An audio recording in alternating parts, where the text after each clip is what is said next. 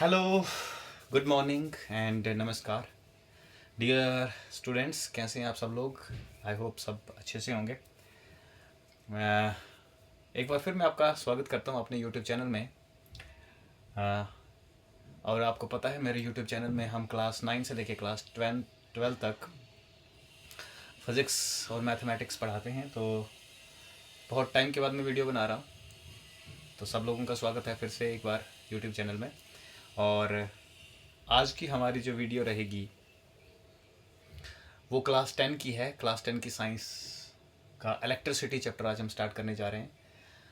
तो ये वीडियो रहेगा उन स्टूडेंट्स के लिए जो बोर्ड्स के प्रिपरेशन कर रहे हैं, बोर्ड की प्रिपरेशन कर रहे हैं, बोर्ड के एग्ज़ाम की प्रिपरेशन कर रहे हैं। उसके साथ साथ एक बेसिक वीडियो रहेगा सभी बच्चों के लिए, जिसमें हम इलेक्ट्रिसिटी यूनिट में 10th लेवल पे जितनी भी प्रॉब्लम्स हैं उनको सॉल्व करेंगे और बेसिक कॉन्सेप्ट्स को समझेंगे। So thank you so much हमारे साथ जुड़ने के लिए। और एक बार फिर कहूँगा कि जो लोग नए हैं वो चैनल को प्लीज़ सब्सक्राइब करें और शेयर करें। और इसके साथ ही हम आज का वीडियो स्टार्ट करते हैं। और पता है आपको कि हम यूनिट स्टार्ट कर रहे हैं इलेक्ट्रिसिटी। तो चलिए शुरू करते हैं। आपको बच्चों पहले से ही पता है इलेक्ट्रिसिटी वर्ड जो है आपने सुना हुआ, कोई नया वर्ड तो है नहीं। और आप जानते हैं कि आज की जो एज है हमारी, at present age we are living in the age of digital age, we call it age digital age. हम इसको डिजिटल एज के नाम से जान रहे हैं। बहुत ज़्यादा डेवलपमेंट हो चुका है, बहुत ज़्यादा एडवांस टेक्नोलॉजी हमारे पास आ गई है, डिजिटल हो गई हैं सारी चीज़ें, ठीक है ना। बट ये सारा जो डिजिटलाइजेशन है, जितनी भी इक्विपमेंट्स, जितने भी गैजेट्स हम इस्तेमाल कर रहे हैं अपनी डे टू डे लाइफ में, सब के सब एक ही एनर्जी पे चल रहे हैं। And that energy is electric current या इलेक्ट्रिसिटी। सो इतना आसान बना दिया है इसने हमारी लाइफ को कि पूछो मत। मतलब we are totally dependent on electricity today, ठीक है ना। हम सारी चीज़ें इलेक्ट्रिसिटी की हेल्प से ही कर रहे हैं, ठीक है ना। आपको गर्मी लगती है, फ़ैन, एसी, कूलर्स चलाते हैं। सर्दी लगती है, हीटर चलाते हैं, ठीक है। एक ही एनर्जी है जो गर्मी भी दे रही है, सर्दी भी दे रही है। इसके अलावा बहुत सारे काम भी हमारे करती है, मैकेनिकल वर्क करती है, ठीक है। इसके अलावा हमारे ऑफिस के सारे काम इलेक्ट्रिसिटी से हो रहे हैं।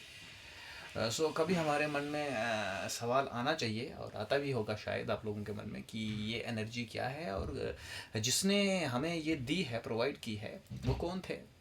इंसान को इस एनर्जी के बारे में कैसे पता चला, हम कैसे जो है समझ लीजिए हमारा इंट्रोडक्शन कैसे हुआ इलेक्ट्रिसिटी के साथ, कौन था जिसने इसको डिस्कवर किया, ठीक है।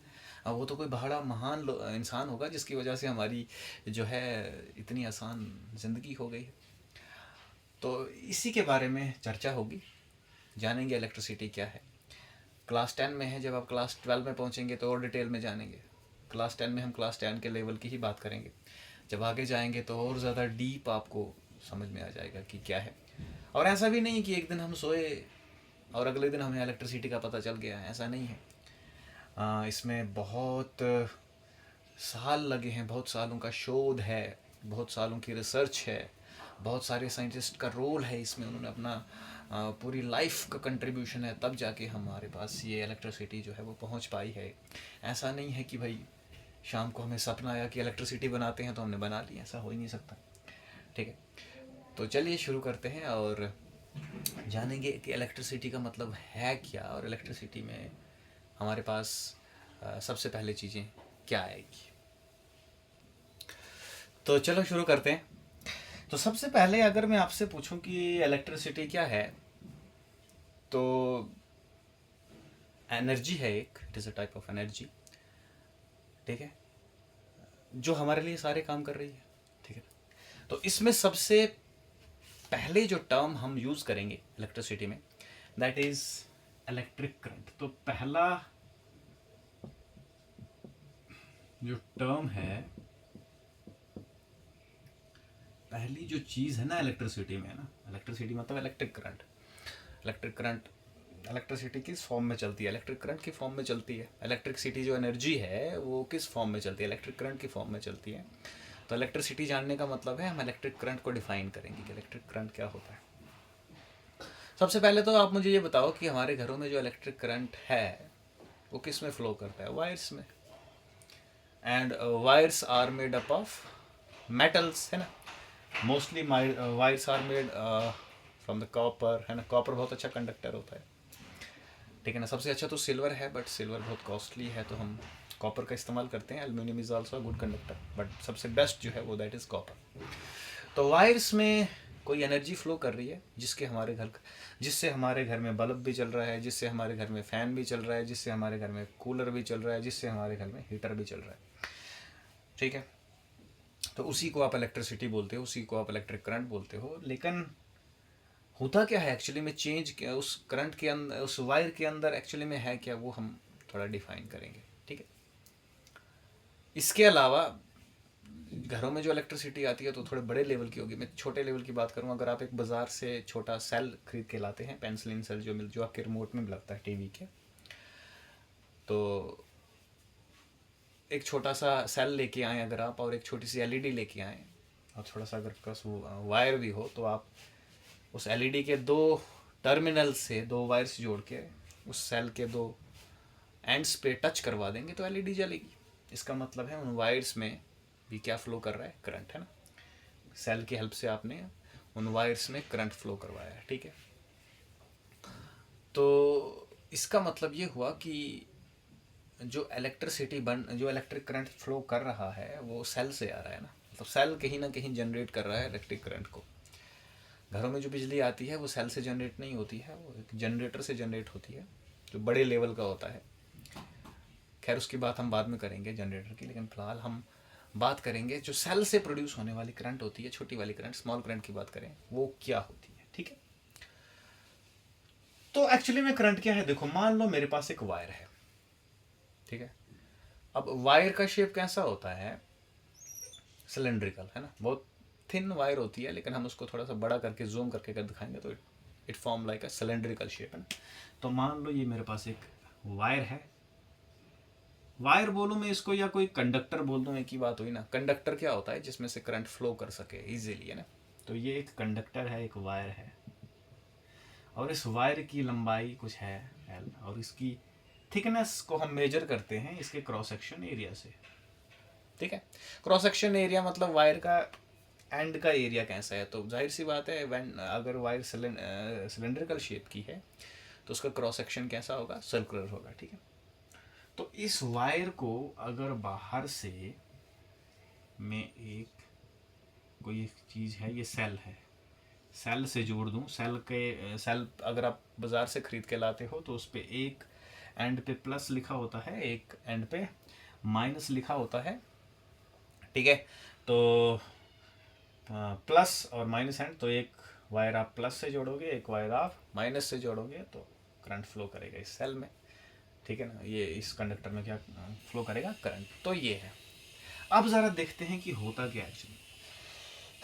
तो चलिए शुरू करते हैं कि भाई करंट मतलब क्या, कौन इसको फ्लो करवा रहा है, ठीक है।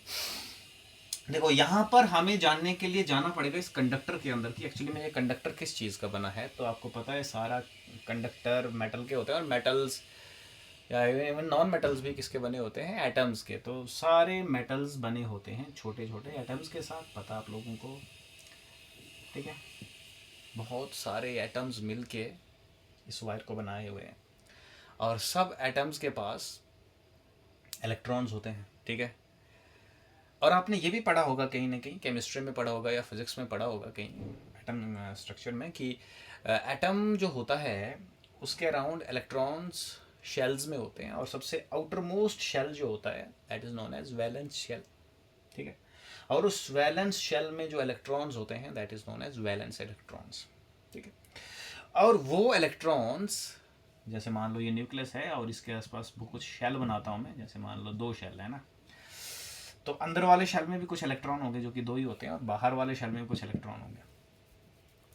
तो आपने पढ़ा होगा, सुना होगा ऐसा कि अंदर वाले शेल जितने अच्छी तरह से बाउंड होते हैं न्यूक्लियस के साथ, बाहर वाले शेल उससे थोड़े से कम होते हैं, है ना।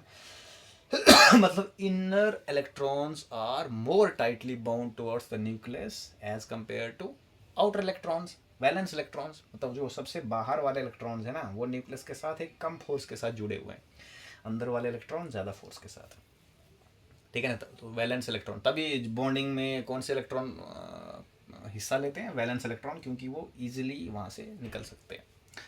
तो वैसे ही बेटा एटम्स जो होते हैं हमारे पास मेटल्स के, तो उनमें वैलेंस इलेक्ट्रॉन्स होते हैं और वो लूजली बाउंड होते हैं किसके साथ, न्यूक्लियस के साथ, ठीक है ना। और आपने एक और चीज़ देखी होगी, एक और चीज़ प्रॉपर्टी पढ़ी होगी मेटल्स के बारे में खास करके, कि दे आर इलेक्ट्रोपॉजिटिव। इलेक्ट्रोपॉजिटिव मतलब उनके पास इलेक्ट्रॉन डोनेट करने के लिए हैं, they have tendency to donate the electrons, ठीक है ना। ठीक है, तो जब अब ये मैंने एक एटम की बात की, वैसे वैसे इस वायर में बहुत सारे मिलियन बिलियंस ऑफ एटम्स होंगे, और इतने मिलियन बिलियंस ऑफ एटम्स के एटम बहुत क्लोज क्लोज हैं, तो इनके जो आउटर मोस्ट इलेक्ट्रॉन्स हैं वो लगभग फ्री स्टेट में होते हैं। किस स्टेट में, फ्री स्टेट, उनको हम फ्री इलेक्ट्रॉन्स बोलते हैं। फ्री इलेक्ट्रॉन्स मतलब ऐसे इलेक्ट्रॉन्स जो न्यूक्लियस के साथ बहुत ही नेग्लिजिबल फोर्स के साथ बाउंड हो, ऑलमोस्ट फ्री।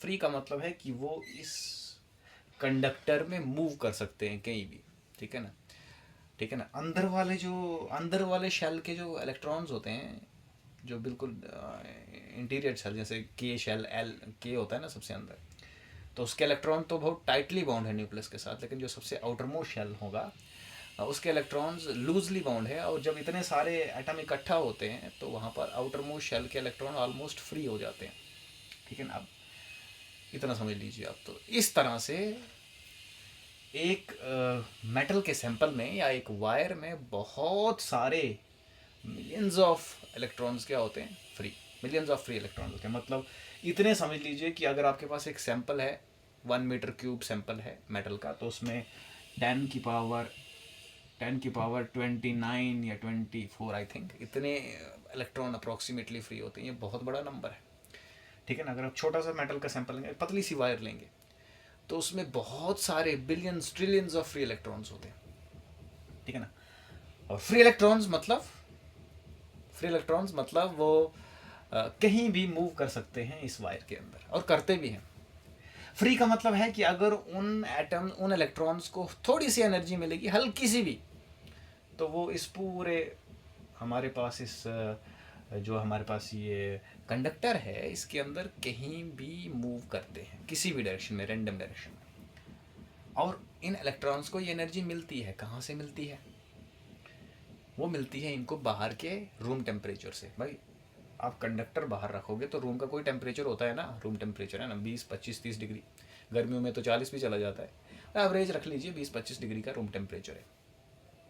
तो 20, 25 डिग्री टेम्परेचर एक इलेक्ट्रॉन के लिए बहुत होता है। हमें तो लगता है कि 20, 25 डिग्री टेम्परेचर कुछ नहीं होता है, बट एक इलेक्ट्रॉन के लिए इलेक्ट्रॉन बहुत छोटा पार्टिकल है, वो उस उतनी सी टेम्परेचर से ही काइनेटिक एनर्जी गेन कर लेता है, लेकिन उस इतनी सी हीट से उसको इतनी एनर्जी मिल जाती है कि वो इस हमारे पास इस कंडक्टर के अंदर रेस्ट में नहीं रहता, बल्कि मोशन में होता है। लेकिन प्रॉब्लम ये है कि उसका जो मोशन है that is not towards a specific direction, किसी एक पार्टिकुलर डायरेक्शन में नहीं होता है, ठीक है ना। वो एटम कंटिन्यूसली रैंडमली इधर उधर दाएं बाएं ऊपर नीचे, है ना, पूर्व पश्चिम उत्तर दक्षिण कहीं भी चल रहा है। इसको हम बोलते हैं रैंडम मोशन कर रहा है भाई। जैसे मान लो ये फ्री इलेक्ट्रॉन है यहाँ पे, ऐसे ऊपर नीचे दाएं बाएं इस तरह से, तो डिफरेंट डायरेक्शंस में चलता है वो, जिगजैग, कोई एक पार्टिकुलर डायरेक्शन नहीं है, ठीक है ना, रैंडम मोशन कर रहा है, ठीक है, इलेक्ट्रॉन। और ऐसे ही एक इलेक्ट्रॉन नहीं, इसमें बिलियंस ऑफ इलेक्ट्रॉन्स हैं, तो वो सारे बिलियंस ऑफ फ्री इलेक्ट्रॉन्स इस वायर में कंटिन्यूसली रैंडमली क्या करते रहते हैं, मोशन करते रहते हैं। और इस वायर की बात नहीं है, जितने भी कंडक्टर्स हैं उनमें ये होता है, ठीक है। तो भाई जब ये इलेक्ट्रॉन चलते हैं, अब देखो दूसरी बात, इसमें कितने इलेक्ट्रॉन्स हो गए, बहुत सारे इलेक्ट्रॉन्स हो गए, और सारे अलग अलग डायरेक्शंस में चल रहे हैं, डिफरेंट। एक पार्टिकुलर टाइम में अगर आप देखोगे तो बहुत सारे इलेक्ट्रॉन चल रहे होंगे, और सभी अलग अलग डायरेक्शन में चल रहे होंगे। तो इसका मतलब है अगर आप उन सभी इलेक्ट्रॉन्स की वेलोसिटी को ऐड करेंगे ना वेक्टोरिकली, तो सबकी वेलोसिटीज़ को क्या करेंगे, ऐड करेंगे, तो total velocity, total average velocity जो निकलेगी वो क्या निकलेगी, ज़ीरो, हमेशा ज़ीरो होती है। क्यों? क्योंकि एक डायरेक्शन में, किसी एक पार्टिकुलर डायरेक्शन में इलेक्ट्रॉन फ्लो नहीं कर रहे। जैसे मान लो किसी एक पार्टिकुलर टाइम पे एक इलेक्ट्रॉन अगर इधर जा रहा होगा, तो उसी टाइम पे कोई दूसरा इलेक्ट्रॉन है वो उसी वेलोसिटी से पीछे जा रहा होगा, तो अगर इन दोनों को ऐड करोगे तो टोटल वेलोसिटी कितनी हो गई, जीरो। अगर ये वेलोसिटी v है, ये कितनी होगी, माइनस वी, और v और माइनस वी कितना हो गया, जीरो। वैसे एक पार्टिकुलर टाइम पे अगर किसी एक पार्टिकुलर डायरेक्शन में कोई इलेक्ट्रॉन जा रहा है, तो डेफिनेटली उसके अपोजिट डायरेक्शन में भी कोई इलेक्ट्रॉन जा रहा होगा। ऐसे हर डायरेक्शन के अपोजिट में कोई ना कोई इलेक्ट्रॉन होगा, तो सारी वेलोसिटीज एक दूसरे को कैंसिल आउट करती हैं, तो टोटल एवरेज वेलोसिटी क्या होती है, ज़ीरो। मतलब अगर इस मार्कर को आप वायर मानो, अभी इस वायर को अभी हमने कुछ नहीं किया हुआ है, किसी बैटरी के साथ जोड़ा नहीं है, किसी सेल के साथ जोड़ा नहीं है, तो इसके अंदर बहुत सारे फ्री इलेक्ट्रॉन प्रेजेंट हैं, और वो फ्री इलेक्ट्रॉन्स रेस्ट में नहीं है, दे आर इन मोशन। और कैसी मोशन में है, they are randomly moving in all directions, हर डायरेक्शन में रैंडमली मूव कर रहे हैं, ठीक है ना। और डायरेक्शन कैसे चेंज करते हैं वो, क्योंकि जब इलेक्ट्रॉन मूव करता है तो अब इधर कभी वो दूसरे इलेक्ट्रॉन्स के साथ कोलाइड करता है, कभी किसी आयन के साथ कोलाइड करता है, कभी एटम के साथ कोलाइड करता है, तो इस तरह से वो अलग अलग डायरेक्शंस में क्या करते रहते हैं, मूव करते हैं। तो ये जो वेलोसिटी है जिससे इलेक्ट्रॉन चलते रहते हैं रूम टेम्परेचर की वजह से, इसको हम थर्मल वेलोसिटी बोलते हैं। क्या बोलते हैं, थर्मल वेलोसिटी। थर्मल मतलब हीट, आसपास की हीट की वजह से इलेक्ट्रॉन को एनर्जी मिल गई है, और उसी की वजह से इलेक्ट्रॉन इस पूरे कंडक्टर में फ्लो कर रहा है रैंडम डायरेक्शंस में, और जिसका वेलोसिटी, और अगर किसी भी पार्टिकुलर टाइम पे अब सारे इलेक्ट्रॉन्स की वेलोसिटीज़ को ऐड कर दो, तो नेट वेलोसिटी या टोटल वेलोसिटी या एवरेज वेलोसिटी कितनी होती है, ज़ीरो। ठीक है। तो इसीलिए जब तक आप कोई बैटरी बाहर से नहीं लगा रहे तब तक कोई फर्क नहीं पड़ता, क्योंकि नेट वेलोसिटी ज़ीरो है। तो इस तरह से है। अब यहाँ तक कहानी समझ में आ गई आपको कि कंडक्टर में होते हैं फ्री इलेक्ट्रॉन्स। फ्री इलेक्ट्रॉन्स का होना बहुत ज़रूरी है, तभी तो करंट फ्लो करेगा। और वो free electrons, they are not at rest, they are continuously in motion, but the problem is each and every electron is moving in random directions, all the random directions, such that the sum of the velocities of the all the electrons at a particular time is always zero। ठीक है।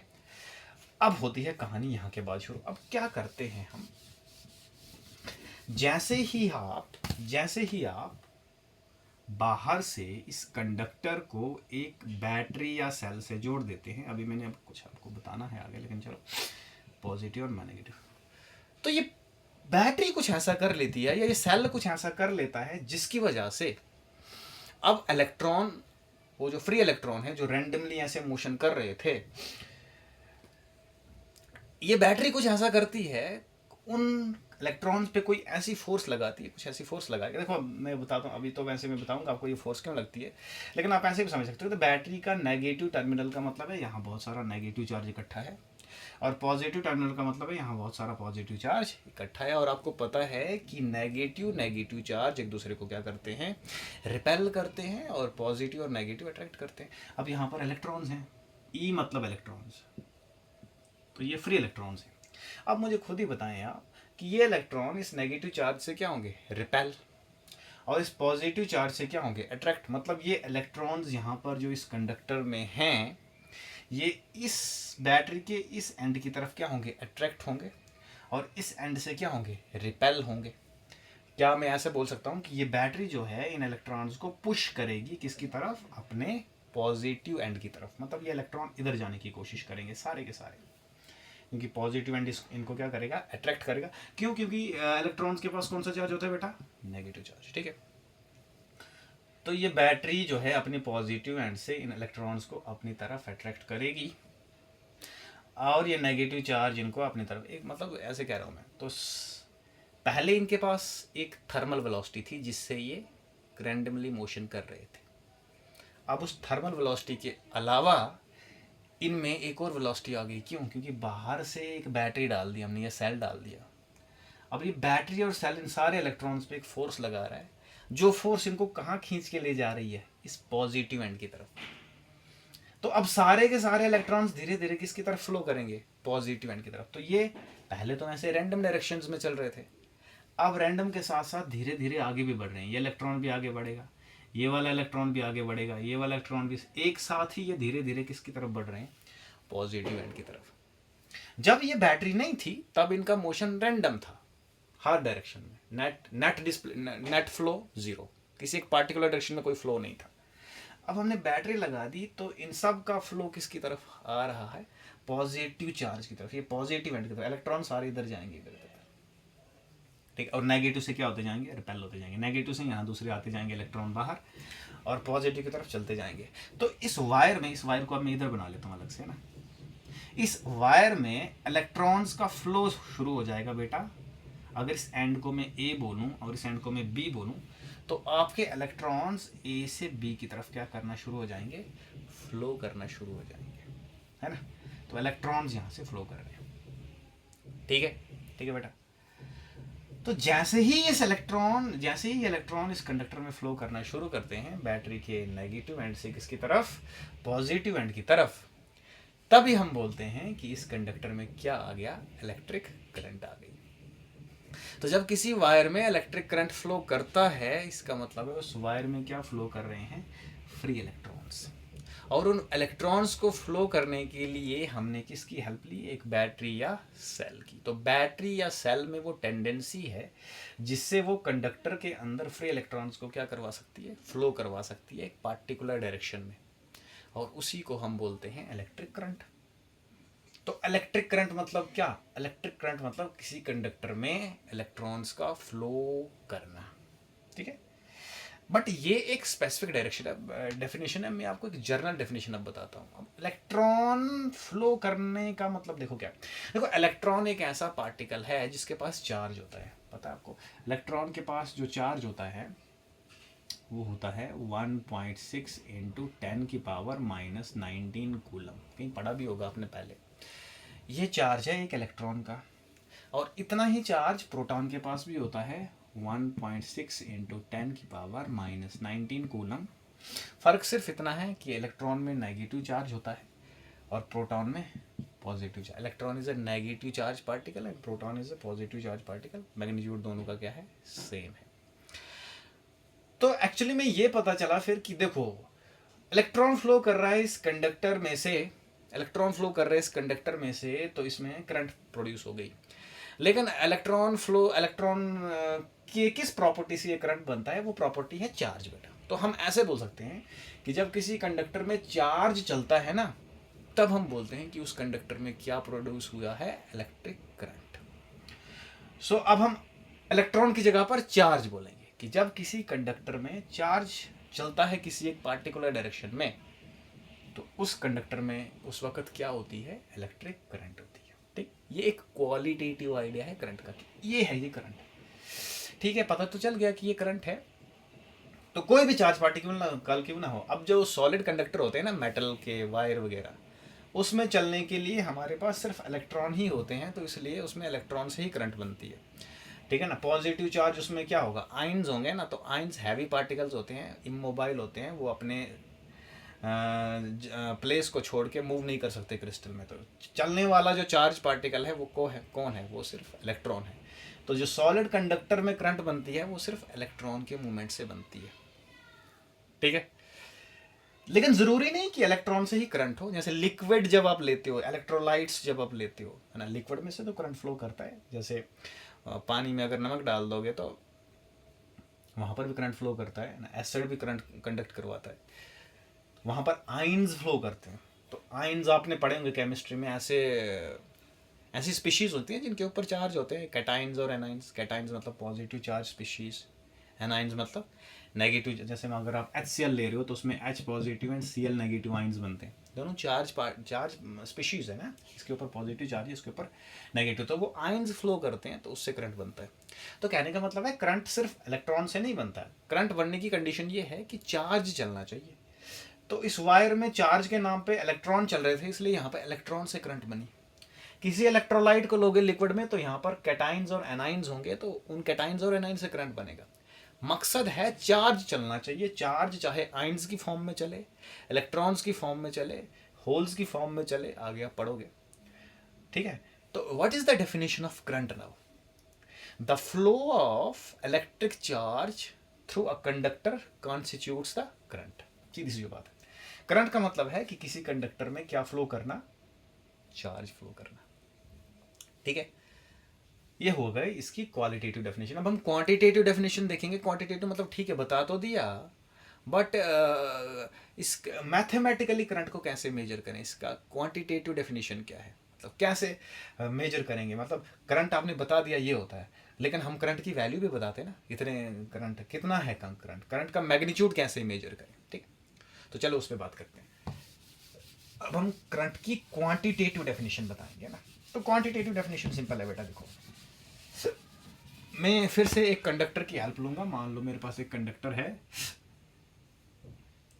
ना, उस conductor की cross section area A है ना, उस conductor की cross section area कितना है, ए है। तो मैं यहाँ पे क्रॉस सेक्शन बनाता हूँ इस कंडक्टर की। डेफिनेटली आप मुझे बताओ इस कंडक्टर का क्रॉस सेक्शन सर्कुलर होगा, है ना, क्योंकि ये सिलेंड्रिकल कंडक्टर है, वायर है। अब देखो मान लो ये ए एंड, ये बना लेता हूँ मैं ए एंड, और ये बना लेता हूँ बी एंड। तो आप मान लो कि यहाँ से ए एंड से बी एंड की तरफ चार्ज फ्लो कर रहा है ना।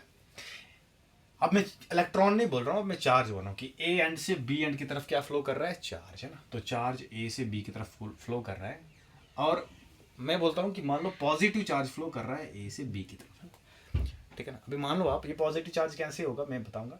तो ए से बी की तरफ क्या फ्लो कर रहा है, पॉजिटिव चार्ज, फॉर एग्जांपल। अब देखो जब चार्ज फ्लो करेगा ए से बी की तरफ, तो डेफिनेटली इस क्रॉस सेक्शन को भी क्रॉस करेगा, है ना। ये जो मैंने क्रॉस सेक्शन बीच में बनाया है पी वाला, तो इस क्रॉस सेक्शन को भी क्रॉस करेगा। अब मान लो देखो, फिजिक्स में चार्ज को डिनोट करते हैं क्यू से। ये एक सिंबल है, we will denote the charge with Q. Capital Q भी लिख सकते हो, स्मॉल क्यू भी लिख सकते हो, डजेंट मैटर, है ना। तो मान लीजिए मैं यहाँ पर ऑब्जर्व करता हूँ कि इस क्रॉस सेक्शन से टी टाइम में, कितने टाइम में, टी टाइम में कितना चार्ज क्रॉस हुआ, क्यू चार्ज। अगर टी टाइम में इस क्रॉस सेक्शन से क्यू चार्ज पास हुआ है, बताओ यूनिट टाइम में कितना चार्ज पास हुआ होगा। तो that is Q by T, ठीक होगा ना। अगर क्यू चार्ज को क्रॉस होने में टी सेकंड लग गए, तो एक सेकंड में कितना चार्ज यहाँ से क्रॉस सेक्शन हुआ होगा, पास हुआ होगा, that is Q by T. ठीक है ना। तो ये जो क्यू बाई टी क्वांटिटी है, मतलब पर सेकंड में कितना चार्ज यहाँ से पास हो रहा है, इसी को हम बोलते हैं electric current. This is the quantitative definition of the current. What is electric current now? What is the mathematical definition of current? Okay? It is charge flowing per second through the cross section of a conductor. किसी conductor की cross section से एक second से कितना charge, कितना net charge पास हो रहा है, that is known as electric current. ठीक है। तो अब चार्ज का डेफिनेशन क्या बन गया, Q अपॉन टी। ठीक है ना। अब मैं डेफिनेशन लिख देता हूँ तो ज़्यादा अच्छा रहेगा। तो इलेक्ट्रिक करंट का जो आपने एग्जाम में डेफिनेशन लिखना है वो ये है। ठीक है। तो आप देखो, चार्ज फ्लोइंग पर unit time through the cross section, या आप इसको ऐसा बोलो, rate of flow of charge, किस रेट से चार्ज क्रॉस सेक्शन से फ्लो कर रहा है, वही मतलब हुआ ना उसका।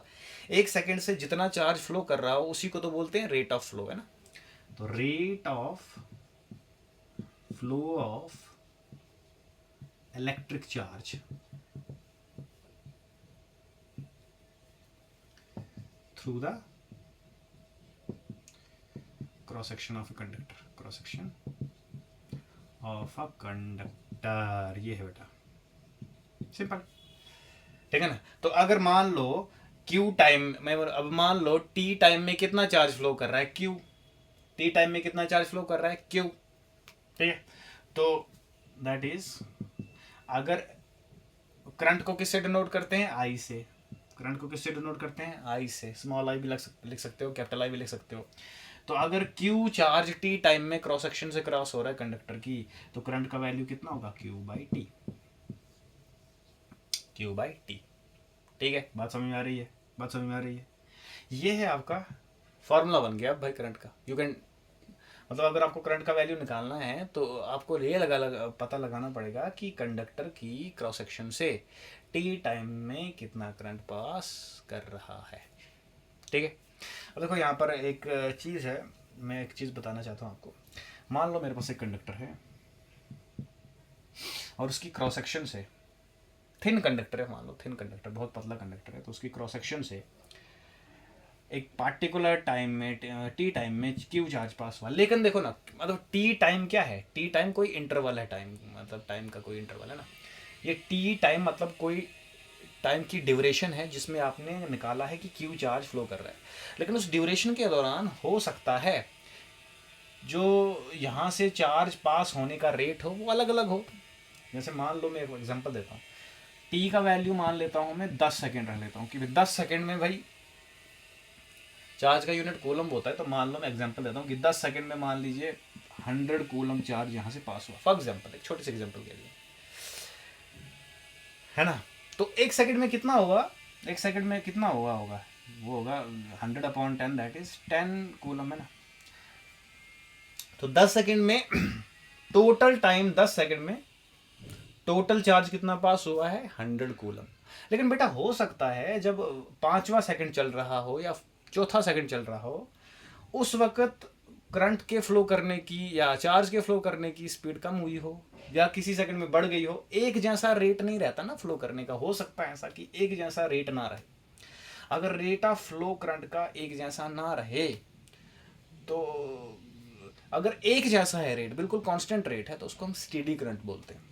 स्टेडी करंट का मतलब होता है, अगर आम भाषा में बोलो ना आप, तो स्टेडी करंट का मतलब होता है जब करंट की वैल्यू टाइम के साथ चेंज ना हो, है ना।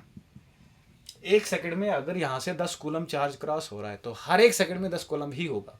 अभी जो एक सेकंड बीता उसमें भी 10 कूलम पास हुआ, अगले वाला सेकंड में भी 10 कूलम ही, उसके अगले वाले सेकंड में भी 10 coulomb, that is known as steady current. लेकिन मान लो अभी जो सेकंड बीता उसमें 10 हुआ, अगले वाले सेकंड में यहाँ से 15 कूलम चला गया और अगले वाले सेकंड में 5 कूलम गया, तो बेटा अलग अलग सेकंड में अलग अलग आ रहा है ना। तो जो अलग अलग सेकंड, वो हो गया वेरिएबल करंट। लेकिन अगर हर एक प्रति सेकंड में same amount of charge flow कर रहा है तो that is known as steady current, है ना। सो हमारे सिलेबस में इवन की 10th और 12th में सिर्फ हम किसकी बात करेंगे, स्टेडी करंट की। We are not talking about the variable current. तो स्टेडी करंट है तो करंट का वैल्यू Q/T ही होगा। लेकिन अगर आपके पास करंट वेरिएबल हो तो फिर करंट की दो values, average current and instantaneous current. Average current का मतलब है कि एवरेज करंट का मतलब है कि एक पार्टिकुलर टाइम इंटरवल में टोटल चार्ज कितना, तो मतलब total charge upon total time. एक टाइम ड्यूरेशन ले लिया आपने, है ना, उस टाइम ड्यूरेशन में टोटल चार्ज जो पास हुआ, उन दोनों का रेशियो एवरेज करंट देगा आपको, ठीक है ना। फर्क नहीं पड़ता कि उस टाइम ड्यूरेशन के बीच में रेट बढ़ गया है या कम हो गया है चार्ज फ्लो करने का, उससे हमें कोई मतलब नहीं। हम एक एवरेज वैल्यू निकाल रहे हैं, लगभग एवरेज वैल्यू क्या है। और इंस्टेंटेनियस का मतलब होता है कि किसी एक पार्टिकुलर इंस्टेंट ऑफ टाइम पे, एक पार्टिकुलर टाइम पे रेट ऑफ फ्लो क्या है, rate of flow of charge क्या है, तो उसको हम dQ/dt से निकालते हैं। ये आप थोड़ा हायर क्लासेस में पढ़ेंगे डिफरेंशिएशन का कॉन्सेप्ट, लेकिन फिलहाल मैं अभी बता रहा हूँ। तो अगर आपको ये चीज़ उतनी ज़्यादा समझ में नहीं भी आई है तो डजेंट मैटर, बट पता होना चाहिए, इतना पता होना चाहिए कि करंट एक्चुअली में चार्ज और टाइम का रेशियो है ना। प्रति सेकंड में किसी कंडक्टर की क्रॉस सेक्शन से हर एक सेकंड से कितना चार्ज क्रॉस हो रहा है, that is known as electric current. तो अब हमें इलेक्ट्रिक करंट का यहाँ से बेटा एक डेफिनेशन मिल गया है। तो हम थोड़ा सा इसका यूनिट भी डिस्कस कर लेते हैं कि अब पता तो चल गया कि करंट को मेजर करेंगे Q/T के रेशो से। We will current I is equal to Q/T, very simple. तो इसका यूनिट बना लेते हैं। यूनिट क्या बनेगा SI सिस्टम में, इंटरनेशनल सिस्टम में। देखो बेटा, चार्ज का यूनिट कूलम है, इलेक्ट्रॉन का यूनिट चार्ज जो है वो कूलम में रखते हैं हम, प्रोटॉन, कूलम जो है वो is the unit of charge. तो करंट का यूनिट क्या बने, कूलम अपॉन सेकंड, है ना। कूलम चार्ज का यूनिट कूलम है, टाइम का यूनिट सेकंड है, तो this is coulomb upon second. तो इसको आप बोल सकते हो कूलम पर सेकंड, और इसको हम बोलते हैं बेटा एम्पेयर। तो करंट का यूनिट एम्पेयर है, ठीक है। So what is the unit of electric current, it is ampere. किनके नाम पे रखा गया है, Andre Marie Ampere, Andre Marie ampere.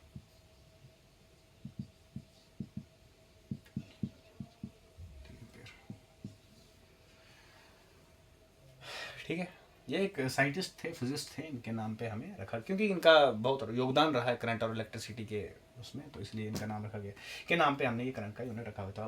1 ampere मतलब 1 कूलम अपॉन 1 सेकेंड। तो 1 एम्पेयर भी बता देता हूँ आपको, 1 एम्पेयर करंट कितना हुआ है ना। तो 1 एम्पेयर ऑफ करंट,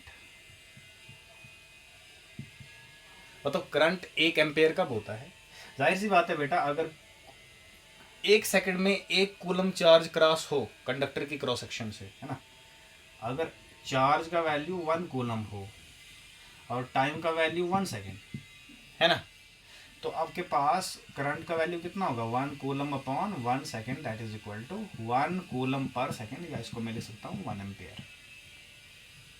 तो current is 1 ampere if 1 coulomb of charge is crossing the cross section of conductor in 1 second, ठीक है ना।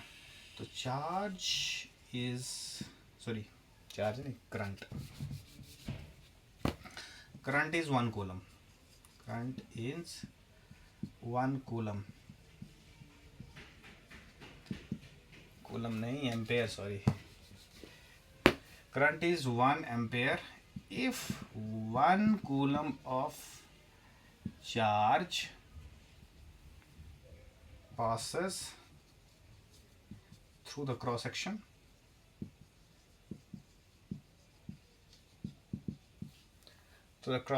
of a conductor in 1 second. तो 1 सेकेंड में अगर कंडक्टर के क्रॉस सेक्शन से 1 कूलम चार्ज क्रॉस होगा तो करंट उस कंडक्टर में उस वक्त कितनी होगी, 1 एम्पेयर, ठीक है। लेकिन एम्पेयर काफ़ी बड़ा यूनिट है, क्योंकि कूलम 1 कूलम चार्ज बहुत होता है ना। अभी मैं बताऊंगा आपको आगे कि 1 कूलम चार्ज में कितने इलेक्ट्रॉन्स होंगे, बहुत सारे इलेक्ट्रॉन्स होते हैं। तो इसलिए हम छोटे यूनिट्स इस्तेमाल करते हैं एम्पेयर करंट के। स्मॉलर यूनिट्स की अगर हम बात करें, और छोटे यूनिट्स देखेंगे आप करंट के अगर, तो स्मॉलर यूनिट्स जो हैं वो हैं मिली एम्पेयर, माइक्रो एम्पेयर है। तो मिली एम्पेयर अगर हम बात करें तो मिली मतलब 10 की पावर -3 एम्पेयर, है ना। माइक्रो एम्पेयर और कम है, 10 की पावर सॉरी -6 एम्पेयर। तो ये छोटे करंट से ज़्यादा डील करेंगे हम इलेक्ट्रॉनिक में, ठीक। तो ampere is a large unit, ठीक है, सिंपल सी बात करें। तो ये था बेटा हमारे पास करंट का डेफिनेशन कि करंट है क्या। अब हमें पता चला कि करंट एक्चुअली में होता क्या है। हमारे घरों में जो वायर्स लगी हुई हैं उनके अंदर एक्चुअली में इलेक्ट्रॉन दौड़ रहे हैं, ठीक है ना। तो इलेक्ट्रॉन दौड़ने का मतलब है चार्ज दौड़ रहा है, ठीक है। अब हम ज़रा थोड़ा सा करंट की डायरेक्शन के बारे में समझते हैं, डायरेक्शन ऑफ करंट।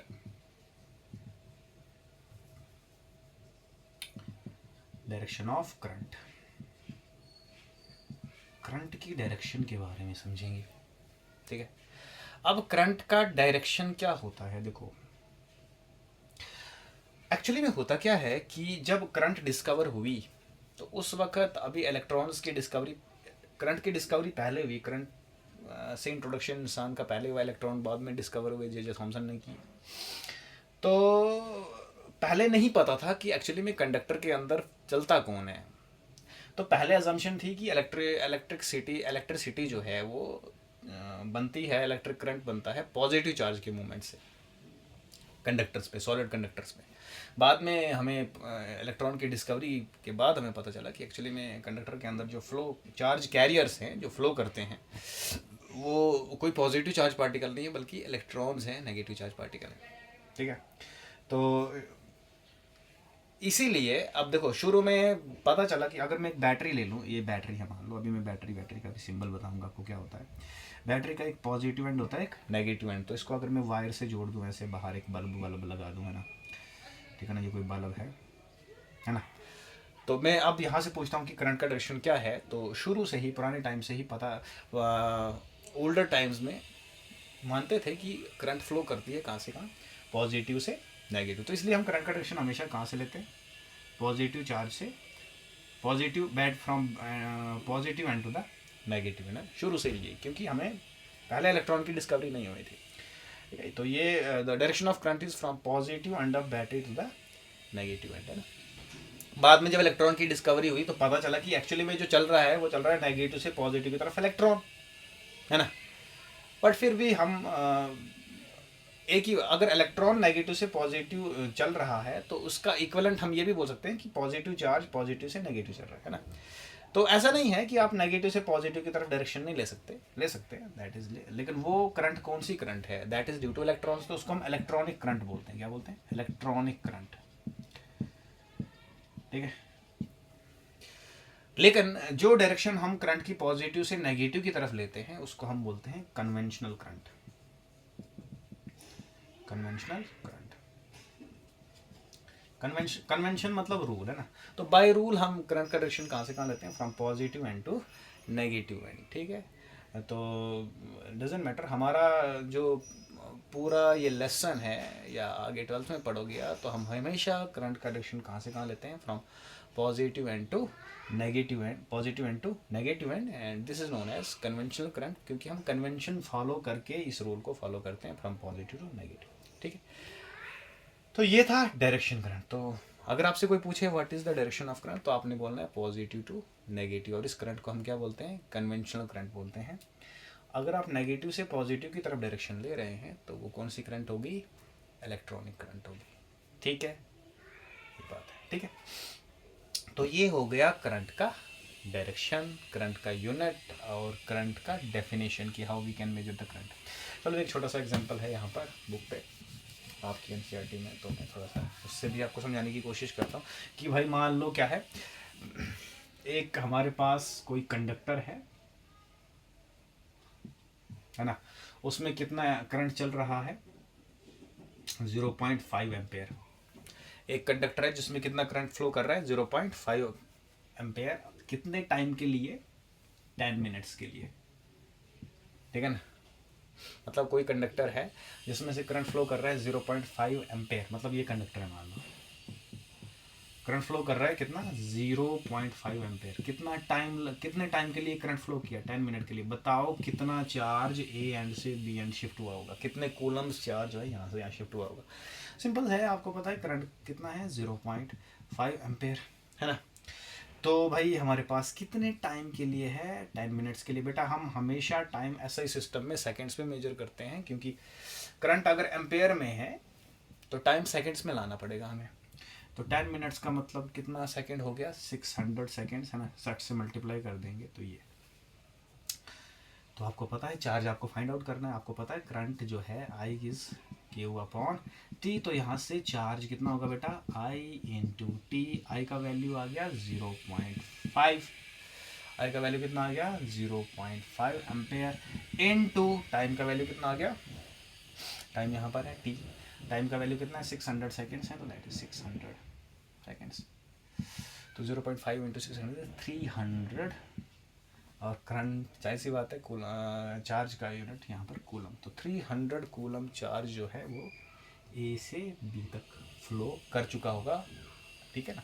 मतलब अगर एक क्रॉस सेक्शन बनाओगे इधर आप, तो इस 10 मिनट में 300 कूलम चार्ज इस क्रॉस सेक्शन को क्रॉस कर गया होगा कितने टाइम में? 10 मिनट्स में, ठीक है। तो ये था आपका बेटा बेसिक इलेक्ट्रिक करंट, ठीक है ना, जो आज के वीडियो में मैंने आपको बताया कि इलेक्ट्रिक करंट क्या होता है और किस तरह से एक कंडक्टर में फ्लो करता है। अभी तक सिर्फ मैंने बताया कि करंट होता है ना, इलेक्ट्रॉन फ्लो करते हैं तो बनता है, बट अभी तक मैंने ये नहीं बताया कि इलेक्ट्रिक करंट फ्लो करते क्यों है। हाँ, ये बताया था कि बैटरी लगाने पे होता है, लेकिन बैटरी एक्चुअली में करती क्या है, ठीक है। मतलब हमने करंट पढ़ लिया, बट उसका काज क्या है वो हम नेक्स्ट वीडियो में पढ़ेंगे, जहाँ पर मैं आपको पोटेंशियल डिफरेंस और वोल्टेज की बात बताऊंगा, ठीक है। और उसके बाद मैं ये भी बताऊंगा कि करंट फ्लो करेगा एक पाथ से, और उस पाथ को हम इलेक्ट्रिक सर्किट बोलते हैं। तो आज का वीडियो टोटली इंट्रोडक्टरी वीडियो था, इसमें सिर्फ मैंने आपको करंट का डेफिनेशन वगैरह बताया। कल हम करंट का कॉज पढ़ेंगे कि करंट, नेक्स्ट वीडियो में मतलब कि करंट फ्लो करता क्यों है, और करंट फ्लो करता जिस पाथ में है उसको हम इलेक्ट्रिक सर्किट बोलते हैं, उसके डिफरेंट कंपोनेंट्स क्या होते हैं और उनके सिंबल्स, और एक सर्किट किस तरह से वर्कआउट करता है। तो थैंक यू सो मच, मिलते हैं आपसे नेक्स्ट वीडियो में।